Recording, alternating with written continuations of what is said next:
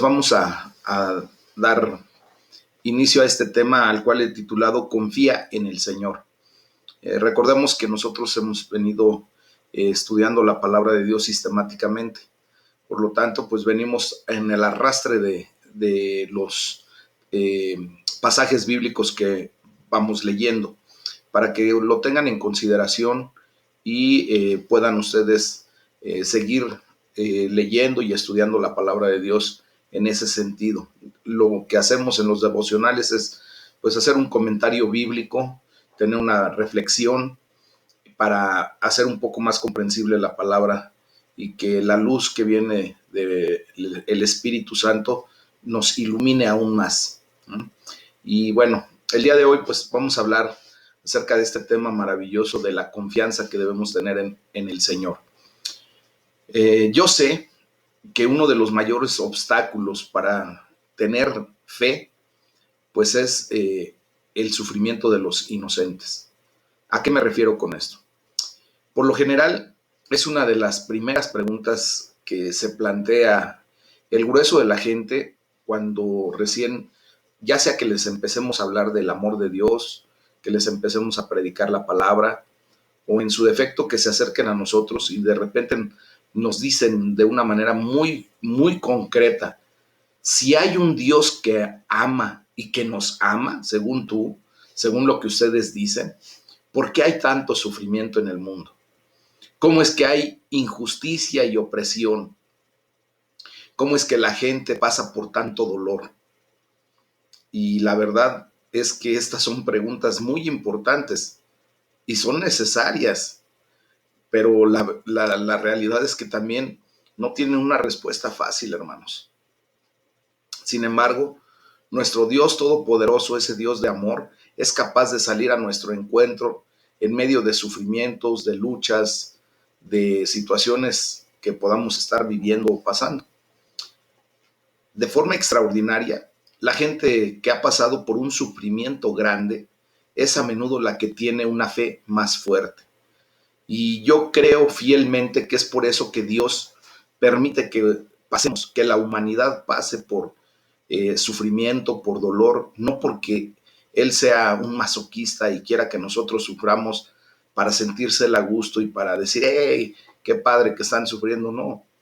Realmente Él permite que pasemos por cierto tipo de circunstancias, pruebas o situaciones para acrecentar nuestra fe. ¿Por qué? ¿Por qué es necesario que crezca nuestra fe? Porque sin fe, mis amados hermanos, es imposible agradar a Dios. Y sin fe, pues nadie podríamos ver a Dios. Entonces, por eso Dios permite ese tipo de situaciones. Y yo he visto que la gente que ha pasado por sufrimiento, por situaciones mucho, muy críticas, cuando se da cuenta de la realidad por lo que ha pasado y cómo Dios salió a su encuentro y trajo bendición a su vida, esa gente es la que a menudo tiene una fe inquebrantable después. Tú y yo tenemos que pasar por experiencias para determinar realmente que Dios es todopoderoso, que Dios es amor, que Dios tiene un plan perfecto. Y cuando pasamos por eso y después volvemos a pasar por alguna otra circunstancia, pues ya podemos echar mano de esa fe y esa fe es la que nos va a sacar adelante nuevamente. De hecho, cuando pasamos por sufrimientos, después damos testimonio de la presencia de Dios con nosotros. Cómo es que Dios nos fortaleció a través de la enfermedad, a través de la necesidad, a través de la circunstancia difícil por la que pudimos haber pasado. Y damos testimonio que Dios estuvo con nosotros en todo momento, que a Dios no se le escapó nada, que Dios está en control absoluto de todo. Y entonces esto trae fortalecimiento, trae confort, aún en medio del dolor. Yo tengo varios ejemplos vivos en la persona de muchos de ustedes y para ello nada más quiero citar con todo amor y respeto lo que nuestros hermanos Mario y Lupita Cosío vivieron el año pasado, por allá el mes bueno, desde el mes de noviembre, diciembre, enero, mis hermanos pasaron por una situación muy crítica por la salud de mi hermana Lupita. Y, y yo fui testigo junto con otros hermanos de la iglesia cuando visitábamos a nuestro hermano, cómo él pasaba por sufrimiento. Y lo estoy diciendo con mucho amor y respeto, mis hermanos, pero es un testimonio poderoso. Lo veíamos cómo pasaba días enteros en el hospital, con una situación crítica, con mucho dolor en su corazón, viendo a su esposa yacente en la cama de un hospital durante mucho tiempo, buscando de una manera, buscando de otra, y pasando por un grave problema. Y hoy es el día en que le damos toda la gloria y toda la honra a Dios, porque cuando el Señor permitió que mi hermana saliera adelante, mi hermana Lupita, tuvimos la gran bendición de ver cómo este matrimonio salió increíblemente fortalecido de una manera excepcional. Dios trajo consuelo, trajo paz, trajo unidad, es más, a la condición familiar aún mayor. Y yo le doy la gloria a Dios por ese tipo de manifestaciones. Eh, yo no puedo decir que sin ese tipo de experiencias mis hermanos no caminaran por fe y con fe, pero yo estoy 100% seguro de que su fe fue acrecentada, fue tan agrandada para la gloria de Dios que hoy ellos han traído a mucha gente en una condición de compartirle la palabra a los pies de Cristo. Y la gloria sea para el Señor, ¿verdad? Entonces, como bien vemos, la fe implica confiar en el Señor. En la Biblia, el pueblo de Dios siempre ha tenido que lidiar con un mundo de sufrimiento. ¿Y quién es el pueblo de Dios? Pues nosotros, ¿verdad? Pero quienes hemos confiado en el Señor, a pesar de lo que vemos, a pesar de lo que pasamos, siempre vamos a estar más que bendecidos. Tenemos la gran fortuna, la gran bendición de saber que si Dios está por nosotros, ¿quién contra nosotros? Ahora nosotros somos más que bienaventurados, porque esa confianza en el Señor nos levanta, nos anima, nos fortalece, trae paz a nuestra vida. Y de esa manera es que nosotros seguimos adelante. Amén. Vamos a ver del Salmo número 82, del versículo 1 al 8, cómo la palabra de Dios nos enseña a confiar en el Señor en medio de la injusticia y de la presión y de la opresión que podamos vivir. Vamos a leer este salmo. Dice la palabra de Dios: Dios está en la reunión de los dioses, en medio de los dioses juzga. ¿Hasta cuándo juzgarán injustamente y aceptarán las personas de los impíos?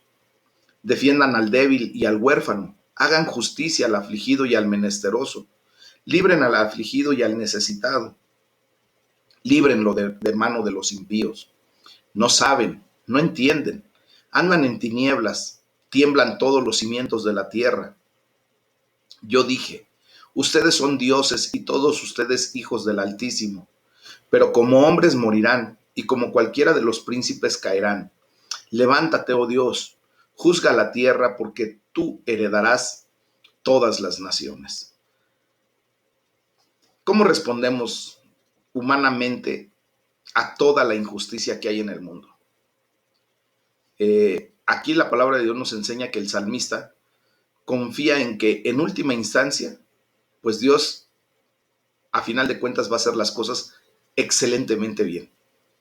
En el versículo 8, en una versión más comprensible para nosotros, dice, tú eres el dueño de todas las naciones. En la versión que leí de la versión Reina Valera, dice, levántate, oh Dios, juzga la tierra porque tú heredarás todas las naciones. Para nuestro lenguaje actual, está diciendo, tú eres el dueño de todas las naciones. Tú eres el que vas a hacer, a final de cuentas, el bien. Y esta es una gran bendición, el poder ahora vivir bajo un buen sistema de justicia. ¿Ah? Nosotros hemos declarado a Jehová Tsidkenu, hemos levantado ese estandarte declarando a ese Jehová de justicia, ¿verdad? Jehová Tsidkenu es la justicia divina, la que nosotros ahora hemos aceptado para nuestras vidas. Pero también podemos comprender que es una terrible maldición vivir bajo jueces corruptos e incompetentes. Pero en última instancia, debemos de tener algo bien comprendido. Dios los va a llamar a rendir cuentas a aquellas personas que están ejerciendo una autoridad, un liderazgo corruptamente, indebidamente, sin tener en consideración el puesto para el que fueron llamados por parte de Dios, porque nosotros sabemos que toda autoridad es puesta y dada por Dios. Por lo tanto, toda autoridad, todo liderazgo tendremos que ir un día delante de el Dios, el juez justo, a rendir cuentas. ¿Ah? De hecho, la palabra de Dios dice ahí en el versículo 1, Dios preside sobre todas las demás expresiones de poder. O sea, por eso ahí leemos dioses con D minúscula. Se recuerdan que hace tiempo hice la observación clara de que cuando nosotros nos referimos al Dios vivo y verdadero, al Dios de la Biblia, al Dios de Abraham, de Isaac y de Jacob, siempre lo vamos a escribir con D mayúscula, porque es un nombre personal. Él es el Dios verdadero. Cuando en la palabra de Dios también se escribe dioses y con D minúscula se está refiriendo propiamente a expresiones de poder y de autoridad que Dios delega a cierto tipo de personas.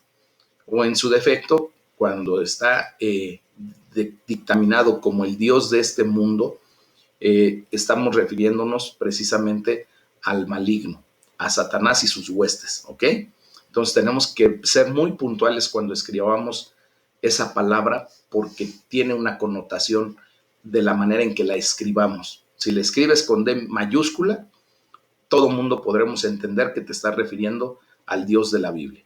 Si lo escribes con D minúscula, todo mundo podemos estar conscientes de que te estás refiriendo al diablo, a Satanás o, en su defecto, a expresiones de poder que Dios ha delegado. ¿Ok? Entonces dice la palabra de Dios que nosotros debemos confiar en que Dios es el que preside absolutamente todo lo que se genera en la faz de la tierra. Y Él tiene finalmente el control de todo. Dios pone a todos los jueces en el banquillo a final de cuentas. En la versión de El Mensaje, dice, suficiente, has corrompido la justicia lo suficiente, ahí en el versículo 2, y tendrás consecuencias, pagarás por esa acción. Ajá. Se está diciendo a aquellas personas que de alguna manera Dios ha delegado responsabilidad, siendo líderes o gobernantes, y Dios dice, suficiente, cuando le colma a uno el plato prácticamente, ¿verdad? Has corrompido la justicia lo suficiente y ahora verás la retribución a esa actitud incorrecta delante de mí. Así lo dice el Señor. Pero la fe que nosotros ponemos en lo que Dios preside, ¿verdad? Nunca debe conducir a la complacencia o a la pasividad. El salmista está apasionando por ver que el mundo se ha cambiado para poder ver un mundo como verdaderamente nosotros quisiéramos, en justicia, en amor, sin sufrimiento, sin dolor. ¿Cómo quisieras tú ver a este mundo? Yo sé que así lo queremos, ¿verdad? Pero no solamente debemos confiar en Dios, sino que también tenemos el deber de hacer todo lo posible para que se haga justicia. ¿De qué manera nosotros tenemos que contribuir? Pues haciendo primeramente justicia por nosotros y para nosotros. Cuando tú y yo nos dedicamos a un negocio y vendemos algún producto, nosotros ya tenemos que tener bien claro que la balanza tiene que ser la correcta, que tenemos que vender kilos de 1000 gramos, que si tu negocio es prestar un servicio, es prestar ese servicio completo como te comprometiste a hacerlo y cobrar lo justo. Si, por ejemplo, tú te dedicas a, no sé, eres taxista, hacer justicia y empezar a generar lo correcto, es que te vayas por el lugar correcto, que cobres el pasaje completo, correcto, sin que hagas trucos, ¿verdad? De que se van por un lado y le buscan y le buscan. Estoy dando ejemplos. Cada quien tendremos dentro de nuestra actividad la oportunidad de ser justos, pero también de ser injustos. Entonces, no solamente debemos confiar en que Dios trae la justicia a final de cuentas, sino que también nosotros tenemos que contribuir claramente, empezando a hacer la justicia por nosotros, en nosotros, ¿ok? Debemos actuar en favor de los pobres, de los necesitados.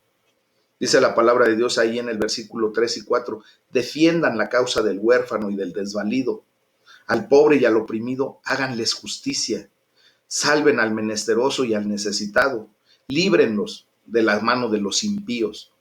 Hermanos, muchos de nosotros tenemos la oportunidad de poder apoyar y salir en pro de alguna persona en la que nosotros podemos estar viendo algo de injusticia. Si en nuestras manos está el poder apoyar, hagámoslo. Ofrezcamos de corazón lo que nosotros podamos hacer y van a ver cómo el mundo empieza a cambiar. Nosotros tenemos que aportar desde lo nuestro ese granito de arena que se necesita para que se vaya generando ese cambio a nivel general. Va a llegar el momento en que las cosas se arreglarán. La injusticia será eliminada y, por ejemplo, estaremos libres de gobiernos corruptos. Amados, dentro de el cuerpo de Jesucristo hay hermanos a los que Dios ya está levantando para ejercer un liderazgo en una presidencia municipal, en un cabildo, en una dirección, en una dependencia. Pues que nosotros seamos el factor de cambio, como lo hemos visto en algunos otros devocionales, ¿para qué? Para que nuestro entorno empiece verdaderamente a caminar en la justicia divina. Hay países en los cuales Dios ha levantado presidentes que son verdaderamente hijos de Dios, nacidos de nuevo, y empiezan a hacer lo correcto. Y se ve claramente cómo ese país empieza a florecer, empieza a progresar. Y hoy esperamos verdaderamente que a nuestro México ya le llegue esa bendición. Que Dios levante. Vamos a estar orando y hemos estado orando dentro de lo que es la unidad ministerial del Valle de Toluca, porque Dios levante ya un gobernador, un presidente municipal, pero que verdaderamente tenga el temor de Dios y que sienta el amor de Dios para que empiecen a hacer lo justo, lo correcto. Y seguramente que lo vamos a ver ustedes y yo en algún momento dado. Y por eso el salmista en el versículo 8 dice, levántate, oh Dios, y pon orden ya en la tierra. Hoy tenemos que pedir de esa manera, ¿verdad? Levántate, oh Dios, y juzga la tierra, pon orden, pon tu justicia aquí con nosotros y entre nosotros. Bueno, pues mientras también nosotros esperamos el juicio final de Dios, porque pues para eso está diseñado el hombre, ¿verdad? Dice la palabra de Dios que el hombre está diseñado para que un día muera y después de eso el juicio. Pues mientras todos nosotros esperamos ese bendito juicio, ¿ah? Pues debemos anticipar esa justicia actuando ahora en favor de los pobres, de los menesterosos, de los oprimidos, de los necesitados. Tenemos que plantear este mismo desafío a aquellos que están en el poder y decirles, nosotros también tenemos autoridad de poder decirle a alguien que está en el liderazgo, de decirle hasta cuándo defenderás la injusticia y favorecerás a los impíos. Así dice la palabra de Dios, ¿no? Entonces hay que darle gracias a Dios porque un día veremos la justicia para todos y Él pondrá las cosas en el orden correcto. Mientras tanto, que nos ayude a ti y a mí, ¿sí? A actuar en nombre de los pobres, de los oprimidos, de los necesitados de este mundo. Que Dios nos dé la fortaleza, la sabiduría, que nos dé más hasta la economía, que nos bendiga. Ayer predicábamos exactamente eso a través de la oración de Jabes. Oremos porque Dios nos bendiga primeramente a nosotros, no para vanagloria, no por egoísmo, no por una idea de, pues a mí ya me bendijo el Señor y ahí nos vemos, ¿verdad? Yo ya saqué mi parte de aquí, de lo que yo venía a buscar, y hay que se hagan bolas los demás. No, mis amados. Nosotros tenemos que orar porque Dios nos bendiga primeramente a nosotros, pero para hacer bendición y para ver cómo la palabra de Dios se cumple cuando nuestro Señor Jesucristo dijo que de nosotros correrían ríos de agua viva desde nuestro interior. Eso es la bendición que Dios quiere traer a la vida de muchos a través de nosotros. Pero para que corran ríos de agua viva desde nuestro interior, pues tiene que venir primeramente la bendición a nosotros. Entonces, oremos porque Dios bendiga nuestras vidas. Hay que decirle, Señor, así como lo dijo Jabes, ¿verdad? Oh Señor, si me bendijeras, si ensancharas mis territorios, si tu mano poderosa estuviera conmigo y me libraras del mal para que no me dañe, dice, y al final dice, y el Señor le concedió todo lo que pidió. ¿Por qué? Porque Dios sabía cuál era el corazón de Jabes y sabía que lo que él le iba a dar de bendición no se iba a quedar atorado en él, sino que él iba a provocar ese derramamiento de bendición en muchos. Así es como Dios actúa. Que nuestro corazón venga firme delante del Señor para decirle, Señor, bendíceme. Necesito tu bendición. Necesito el día de hoy tu unción. Necesito tu presencia en mi vida para que de esa manera la gente que me rodea, esa gran nube de testigos que tenemos alrededor nuestro, también sean bendecidos por lo que tú estás haciendo en mi vida y porque ahora me comporto justamente, correctamente, como un verdadero hijo de Dios. Es a lo que tenemos que llegar a final de cuentas. Y para eso estamos estudiando todo esto, mis amados. Vamos a leer del libro de los Hechos de los Apóstoles, el capítulo 27 del versículo 13 al 44. Y aquí la palabra de Dios nos enseña a confiar en el Señor en medio del desastre y de la agitación. Ese desastre que de repente se ve en la vida, se vive de repente, ¿verdad? Esa agitación, esa turbulencia que de repente vivimos prácticamente desde hace ya un año, que estamos viviendo en una agitación constante por la situación del coronavirus, esa condición que estamos pasando, ¿verdad? Pues aún en medio de eso tenemos que confiar en el Señor. Dice la palabra de Dios. Recuerden que se nos está narrando el viaje de Pablo, ¿verdad? Que es llevado hasta Roma, porque Dios le había dado una instrucción muy particular y vamos viendo cómo iban navegando a contracorriente, a sotavento. Bueno, era un lío. Y sí, la narrativa. Dice, y soplando una brisa del sur, pareciéndoles que ya tenían lo que deseaban, levaron anclas e iban costeando Creta. Pero no mucho después dio contra la nave un viento huracanado llamado Euroclidón, y siendo arrebatada la nave y no pudiendo poner proa al viento, nos abandonamos a él y nos dejamos llevar. Y habiendo corrido a sotavento de una pequeña isla llamada Clauda, con dificultad pudimos recoger el esquife, y una vez subido a bordo, usaron de refuerzos para ceñir la nave, y teniendo temor de dar en la sirte, arriaron las velas y quedaron a la deriva. Pero siendo combatidos por una furiosa tempestad, al siguiente día empezaron a alijar, y al tercer día con nuestras propias manos arrojamos los aparejos de la nave, y no apareciendo ni sol ni estrellas por muchos días, y acosados por una tempestad no pequeña, ya habíamos perdido toda esperanza de salvarnos.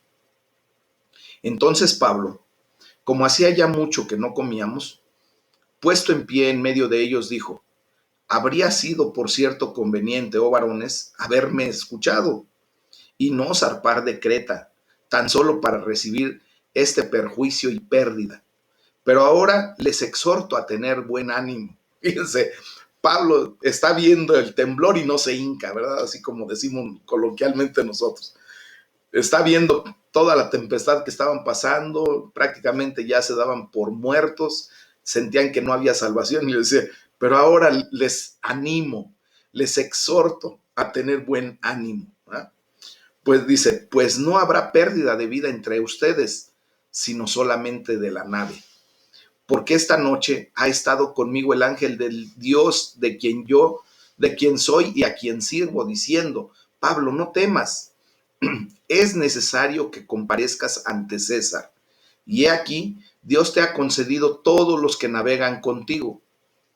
Por tanto, oh varones, tengan buen ánimo, porque yo confío en Dios que así será como se me ha dicho. Con todo es necesario que demos en alguna isla. Venida la 14ª noche, y siendo llevados a través del mar Adriático, a la medianoche los marineros sospecharon que estaban cerca de tierra, y echando la sonda hallaron 20 brazas. Y pasando un poco más adelante, volviendo a echar la sonda hallaron 15 brazas. Y temiendo dar en escollos, echaron 4 anclas por la popa, y ansiaban que se hiciera de día. Entonces los marineros procuraron huir de la nave y echando el esquife al mar, aparentaban como que querían largar las anclas de proa. Pero Pablo dijo al centurión y a los soldados, si estos no permanecen en la nave, ustedes no podrán salvarse. Entonces los soldados cortaron las amarras del esquife y lo dejaron perderse. Cuando comenzó a amanecer, Pablo exhortaba a todos que comieran, diciendo, este es el 14º día que velan y permanecen en ayunas, sin comer nada. Por tanto, les ruego que coman por su salud, pues ni aun un cabello de la cabeza de ninguno de ustedes perecerá. Y habiendo dicho esto, tomó el pan y dio gracias a Dios en presencia de todos, y partiéndolo comenzó a comer. Entonces todos, teniendo ya mejor ánimo, comieron también. Y éramos todas las personas en la nave 276, y ya satisfechos aligeraron la nave echando el trigo al mar. Cuando se hizo de día, no reconocían la tierra, pero veían una ensenada que tenía playa, en la cual acordaron varar si pudiesen. Cortando pues las anclas, las dejaron en el mar, largando también las amarras del timón, e izada al viento la vela de proa, enfilaron hacia la playa. Pero dando en un lugar de 2 aguas, hicieron encallar la nave, y la proa hincada quedó inmóvil, y la popa se abría con la violencia del mar. Entonces los soldados acordaron matar a los presos para que ninguno se fugara nadando.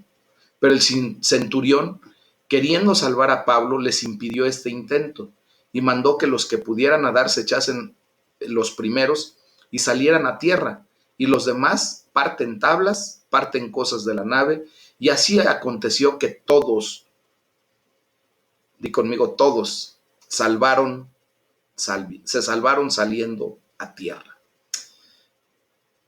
Vean nada más lo que es la confianza en el Señor. Cuando las cosas van muy mal en nuestras vidas, mis amados, muchas ocasiones, sí o no, estamos tentados a entrar en pánico. Yo al menos sí reconozco que cuando algo está pasando mal, que no tengo control, cuando algo me está sucediendo críticamente, de repente yo reconozco que entro en pánico. Porque cuando todo va bien en nuestras vidas, mis amados, es relativamente fácil confiar en Dios, ¿verdad? Sin embargo, hay momentos en que afrontamos grandes desafíos y tenemos lo que hemos llamado crisis de fe. Pues entre muchos de sus desafíos, de esas pruebas, de esos sufrimientos, Pablo naufragó 3 veces. Así nos los enseña en la segunda carta de los Corintios, capítulo 11, del versículo 23 al 25. 3 veces naufragó. Si alguien de ustedes ha pasado por una experiencia de esa naturaleza, mis amados hermanos, es algo increíblemente horroroso. Yo tuve la experiencia de naufragar antes de convertirme a Cristo. A mí me gustaba mucho el mar y me gustaban mucho todas las actividades referentes a el mar. Me gustaba el buceo, me gustaba ir de pesca y todas esas cosas. En alguna ocasión nosotros naufragamos y estuvimos aproximadamente 4 días, ahora sí que en una condición en donde habíamos perdido toda posibilidad de sobrevivencia. Gracias a Dios, y gracias a Dios porque verdaderamente así fue. eh, Después de 4 días, una lancha de Capitanía de Puerto nos rescató, nos encontraron, no sé cómo tuvieron a bien empezar a buscarnos. El cuento es de que nos rescataron. 4 días sin comer, 4 días prácticamente sin agua, con la desesperación de no poder ver en ningún momento tierra por ninguna parte, solamente se veía agua, agua y más agua, y hacia arriba puro azul, puro cielo, y no teníamos ningún punto de referencia ni siquiera para saber para dónde darle, y no teníamos ya ni siquiera gasolina en el motor, estábamos completamente a la deriva. Y gracias a Dios, pues hubo el rescate. Pues bueno, mis hermanos, en el pasaje de hoy leemos acerca de aquellas ocasiones. Quiero decirles que es una experiencia increíblemente dura, en donde se siente verdaderamente la muerte en todo instante, cuando no sabes en qué momento te pudieran rescatar o en su defecto en qué momento pudiera suceder algo más crítico.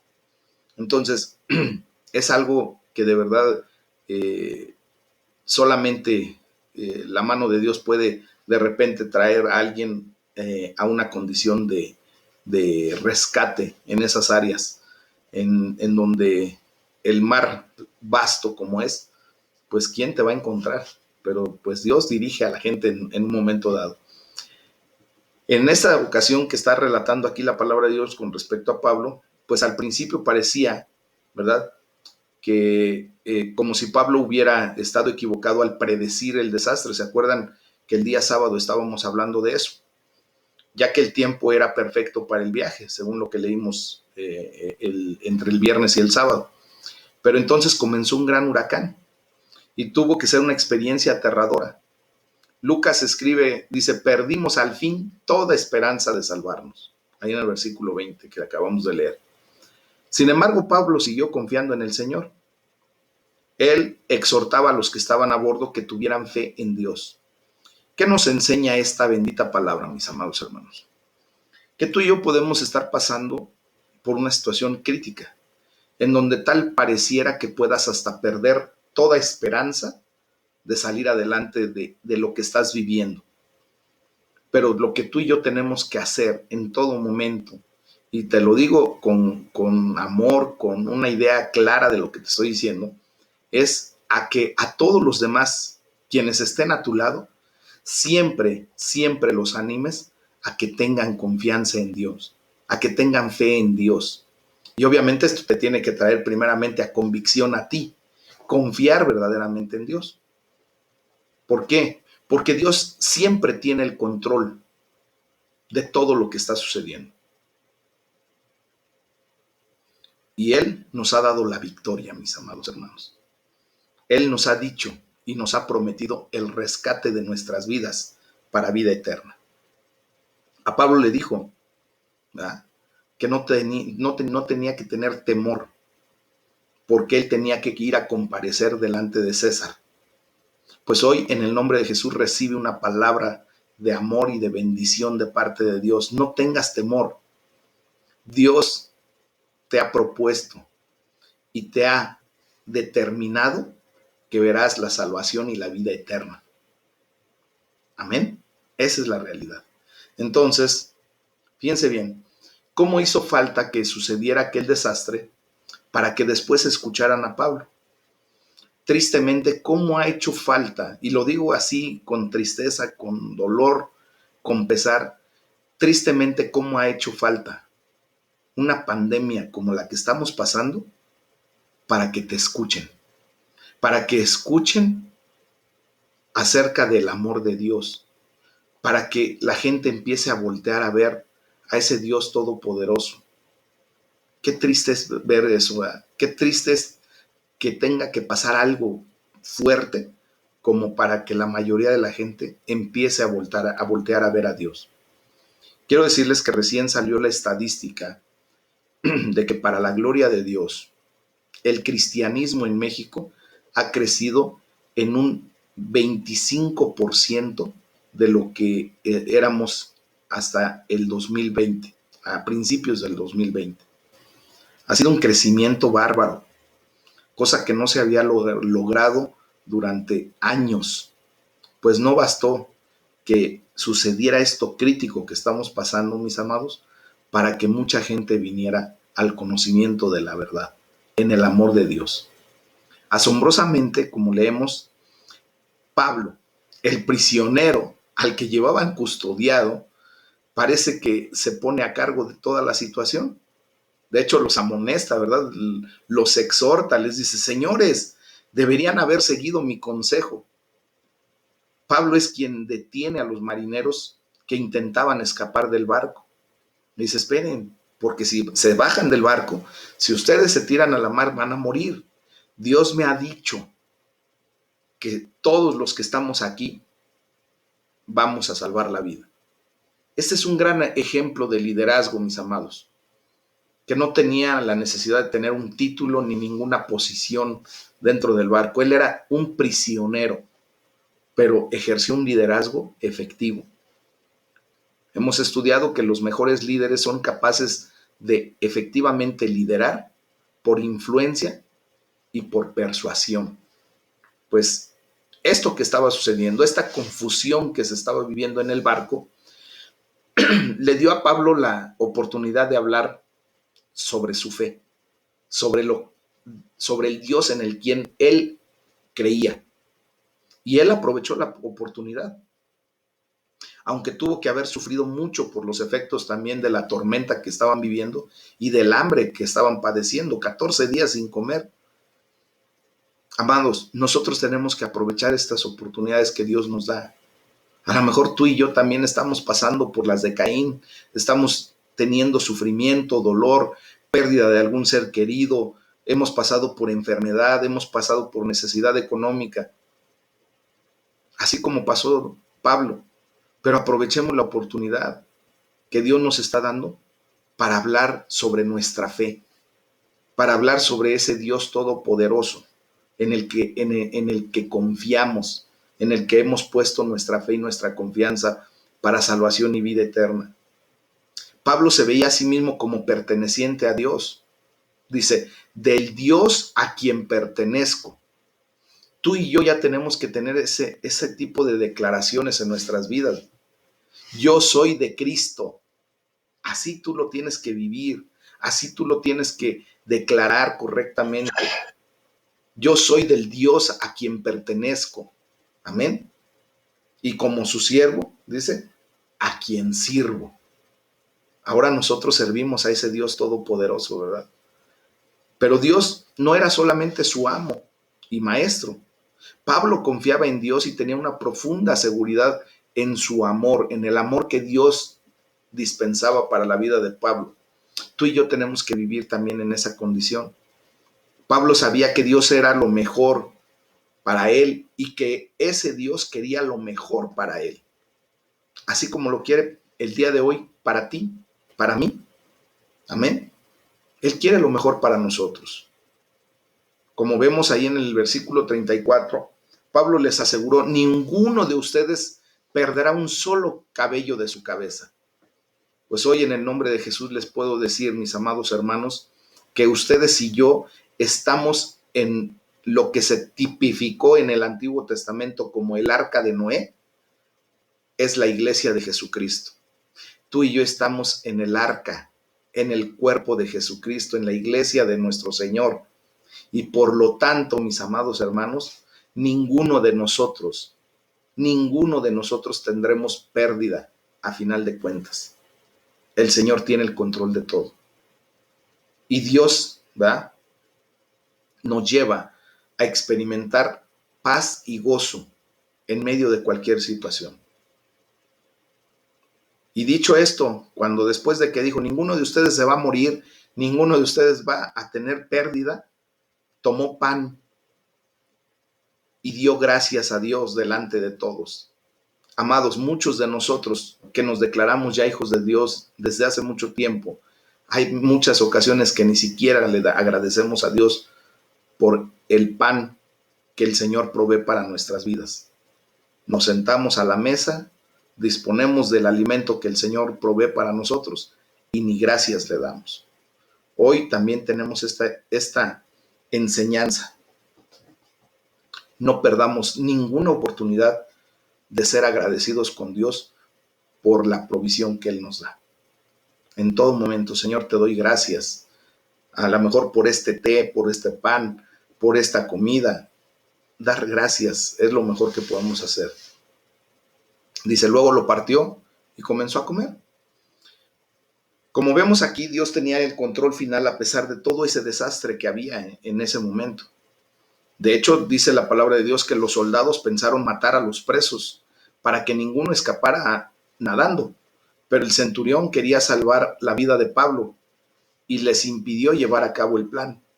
Pero no tanto por el gran corazón del centurión o porque verdaderamente quisiera salvar a Pablo, ¿verdad? Sino porque Dios había ejercido una influencia correcta en el corazón de ese hombre para salvar la vida de Pablo, porque Dios va a cumplir su propósito a como dé lugar. Él sabe perfectamente bien qué piezas del ajedrez tiene que mover para que su propósito se cumpla al pie de la letra, mis amados. Dios le dio a Pablo el favor, la gracia, así como a ti y a mí nos ha dado gracia delante de muchas personas, delante de cualquier situación. Dios le dio a Pablo esa gracia tanto ante los ojos de la gente como también ante los ojos del mismo Dios. Dios te está dando gracia. Déjame decirte que la gracia de Dios que reviste ahora tu ser permite que Él te vea desde el filtro de la sangre de su Hijo Jesucristo, y por eso Dios perdona tus pecados, te libera de culpabilidad, te trae a una condición de libertad. Amén. Esa es la gracia divina, esa es la gracia que nos ha revestido el Señor. Dice la palabra de Dios ahí en el versículo 44, y como resultado de esto, de la gracia que Dios le dio a Pablo, pues todos llegaron sanos y salvos a tierra. Hoy quiero declararte que por la gracia de nuestro Señor Jesucristo, todos ustedes y yo llegaremos sanos y salvos a la tierra prometida. Amén. Esa es la realidad. A la salvación y vida eterna. Eso es lo que Dios nos ha prometido. Y eso es a donde descansa nuestra fe, a donde descansa nuestra confianza. Amén.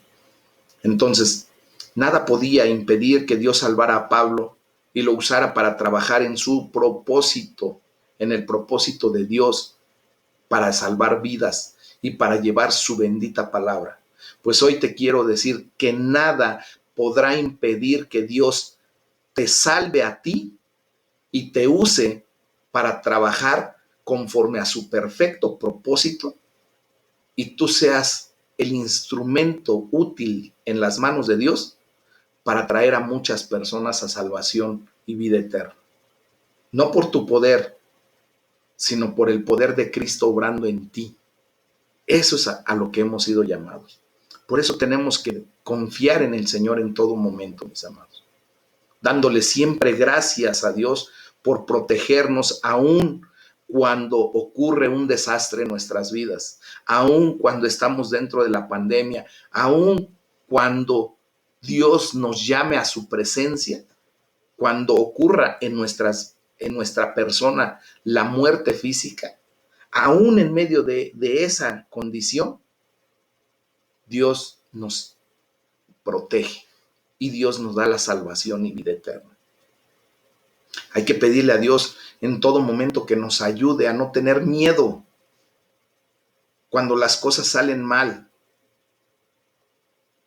cuando nos acerquemos al día de nuestra muerte física, que no tengamos ningún temor, porque el amor de Dios echa fuera todo temor, mis amados. Que nos ayude más bien a mantener nuestro coraje, nuestra fe aferrada a Él, nuestra fe puesta en Él en todo momento. Que en los momentos de mayor necesidad nosotros podamos sentir su presencia, su cobijo, su aliento. que no tengamos temor de absolutamente nada, mis amados. Jesucristo venció y nos ha dado la victoria.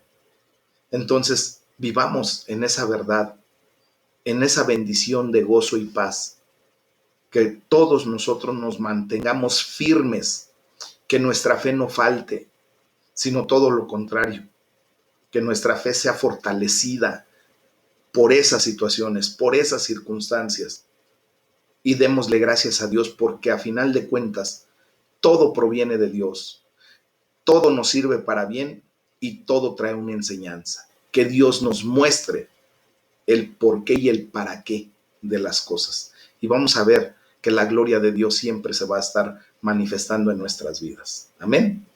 Es el tema del día de hoy. Confiemos en el Señor. Confía en el Señor. Tú vas a ver que Dios nunca te va a defraudar, nunca te va a abandonar, nunca te desamparará. Amén. Esa es la verdad de lo que tenemos que ver. Confiemos en el Señor en medio del mal, en medio de la angustia, en medio de la necesidad, en medio del dolor, en medio del sufrimiento, en medio de la enfermedad, en medio de la falta de economía, en medio de la muerte física, mis amados. El Señor está allí y tiene control de todo. No se le escapa nada, nada, nada. Amén. Vamos a darle la gloria a Dios, vamos a orar. Que la gloria de Dios sea